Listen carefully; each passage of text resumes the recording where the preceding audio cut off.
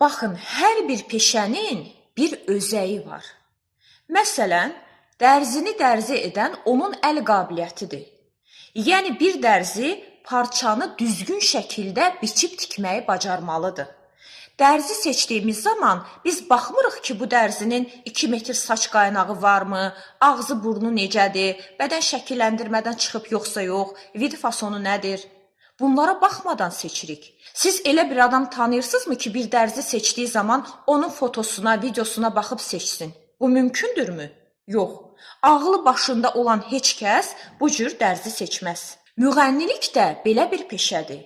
Səsi olan müğənnidir. Səsi olmayan müğənni deyil. İndi dəb düşüb deyirlər ki, mənim bir balaca səsim var, oxuyuram. O nə deməkdir, mənim bir balaca səsim var, oxuyuram? Ona qalmış hər kəsin səsi var. Yəni nitq qabiliyyəti olan, danışmağı bacaran hər kəsin bu dünyada bir səsi var.